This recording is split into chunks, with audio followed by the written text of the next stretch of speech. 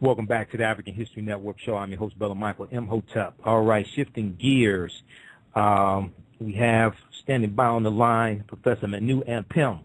Professor Manu Ampim is a historian and primary first-hand researcher specializing in African and African-American history and culture.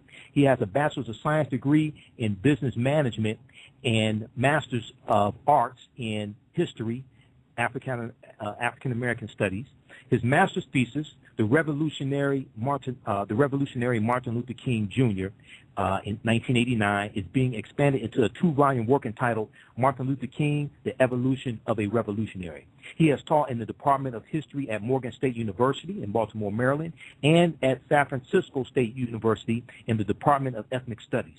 Also, Professor Manu Ampim has studied at Oxford University in England and collaborated on a NASA-sponsored research project which examined the ancient climate and migration patterns in Africa. Currently, Professor Manu Ampim teaches history at Contra Costa College in San Pablo, California, and Africana Studies study abroad at Merritt College, Oakland, California, and he is teaching a 7-step primary research methodology course at Advancing the Research, which I'm going to have to talk to him more about as well. He talked to me about that before, and I was busy, but I really need to jump on that now. And he's also the chairman of the Social Sciences Department at Contra Costa College now also. He got a promotion in the last year or so. Professor Manu Ampim has taken educational tours to North Africa and Central America. In addition, he has conducted an extensive 13-country research tour to all the major museums, institutes, and libraries throughout America, Europe, and Canada, which house ancient Egyptian and Nubian artifacts. Since the 1990s, he has completed several field research projects in Egypt, Nubia, and the Sudan to continue his primary research at dozens of field sites to study ancient African social organization and spiritual culture, document modern forgeries, like Willie Lynch, and to record the vanishing evidence of classical African civilizations in the Nile Valley. Professor Ampim has written a pioneering book on black community development and the influence of the current Afrocentric movement, and he has also written several essays in Egypt, Child of Africa, which came out in 1994, which is edited by the late, great Dr. Ivan Van Sertima. His most extensive set of articles is the 6-part essay on the vanishing evidence of classical African civilizations, and I've read some of those also. Ampim's most influential work will be his long-awaited book, Modern Fraud, which is the documentation of the Ra-Hotep and Nofret statues as among the greatest forgery in the history of ancient African archaeology. His latest work is the Save Nubia campaign to help preserve the archaeological sites of ancient Nubia and Kush in the Sudan, which are threatened by the construction of dams. I want to welcome back to the African History Network show once again our brother Professor Manu Ampim. Mod Hotep, Brother Manu, how you doing tonight, brother? Hotep, Brother Michael, I'm doing great, brother. Holding down the fort here on the West Coast. Okay, excellent, brother. I know it's now. Are you all experiencing any power outages out there? Because I know, like in the Midwest, there are a lot of power outages. No power issues. We just lack focus, but no electrical or power issues here, brother. Right, I understand that, brother. Okay, all right, excellent. Okay, so I want to jump right into it because people have already been calling in, man, before I even brought you on.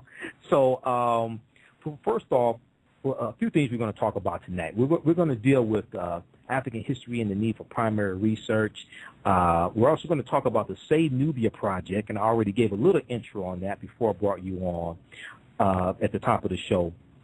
Also, we're going to talk about your upcoming book dealing with the fraud of the Willie Lynch speech, okay? And lastly, well, not even lastly, we're going to talk about the destruction of some mausoleums in Timbuktu. And lastly, we want to talk about the study group that you and Sister Nubia are doing on Nubia as well. So we got a work cut out for us, brother, but we can get through it. So probably, I guess it'd probably be fitting to start with primary research and African history, if that's okay with you. Probably start there. And we have some new listeners tonight as well, so some of this information may be new for them. So what I kind of wanted to do is to start out and have you explain to us what exactly is primary research, and how does that differ from, say, other types of research like secondary research, things like that? Okay, well, brother, that's always an excellent place to start, because there's nothing more important or more valuable than doing primary or first-hand research, which means we go directly to the sites and sources.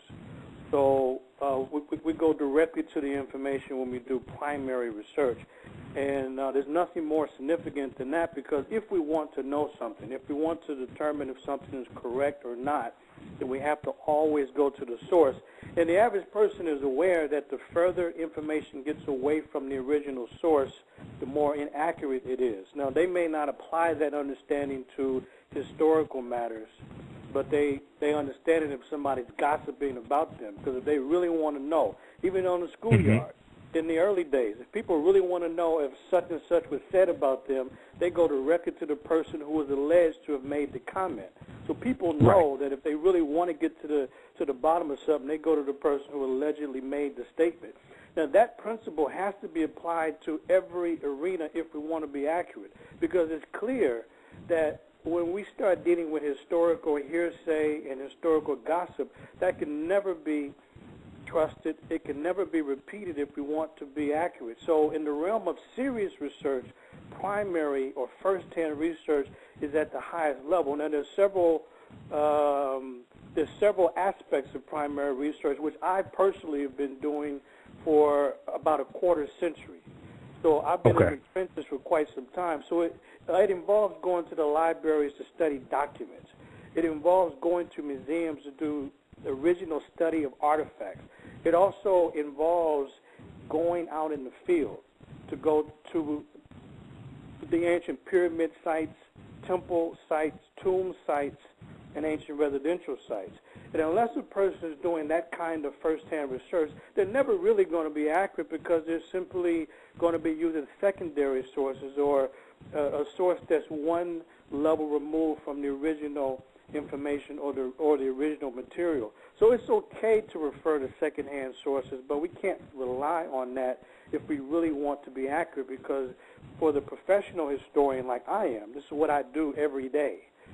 People claim titles of a historian, and they've never got a degree, they've never had any formal training, and they've never been around a master. So I say that somebody doesn't always have to have a degree from a public institution, but they should at least have studied systematically under someone who has had some type of formal training, because there's a difference between a historian and somebody who simply teaches history. The historian has the tools and techniques and has a training to be able to do the methodological research, whereas somebody who just teaches history is someone who just gets information from any source without evaluating the quality of the source.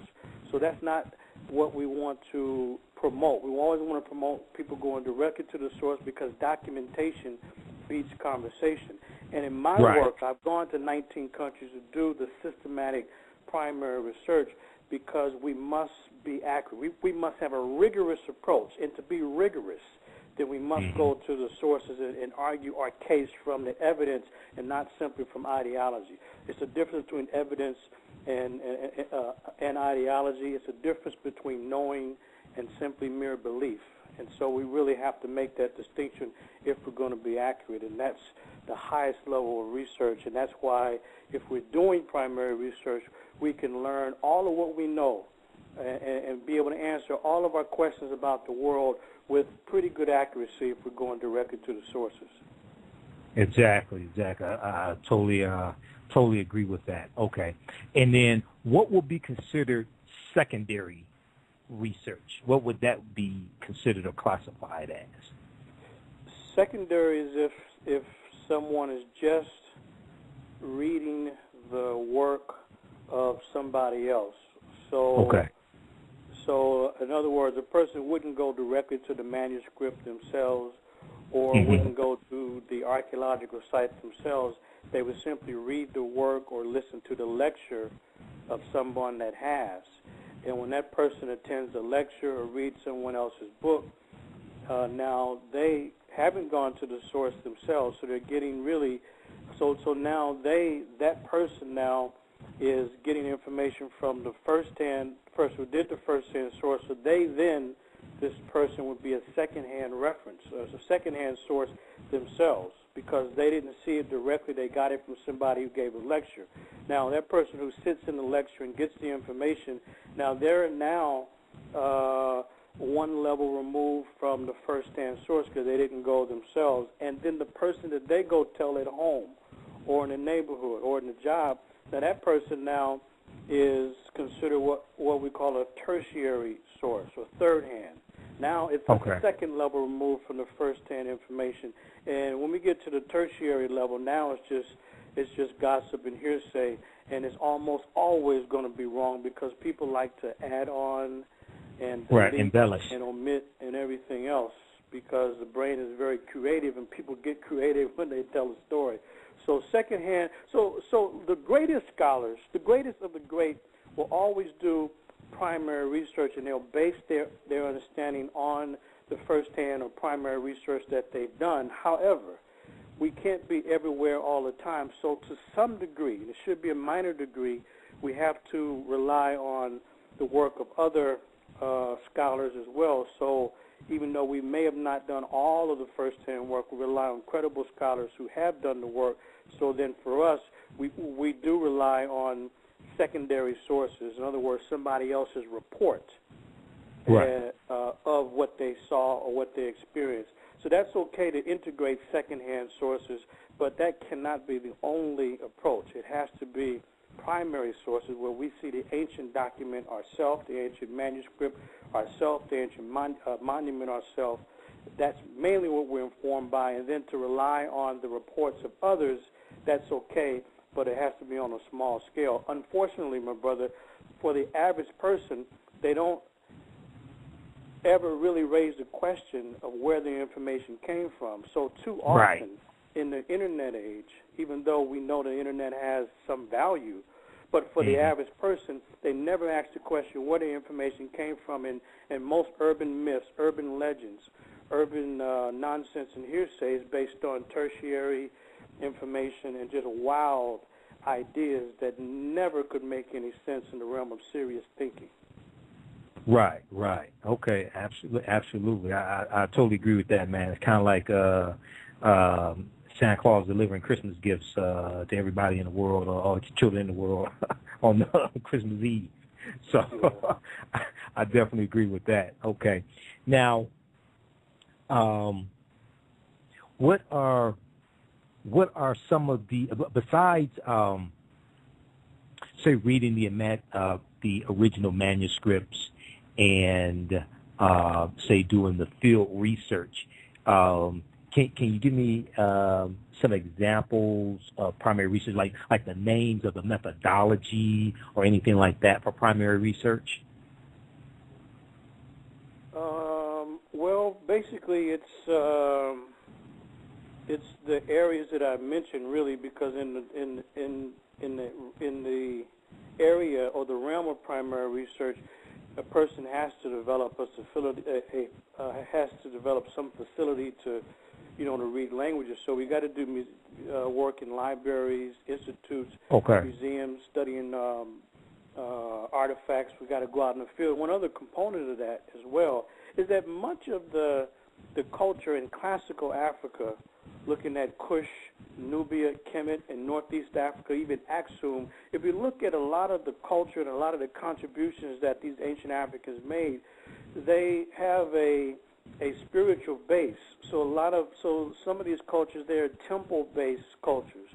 And you really can't understand the culture, the civilization, unless we look at the temple complex, which was a central aspect of the society. So another area that's absolutely crucial, and that most people, even if they learn how to read the language or do field research, one great omission, one component that is missing from most research is the fact that there's no spiritual development.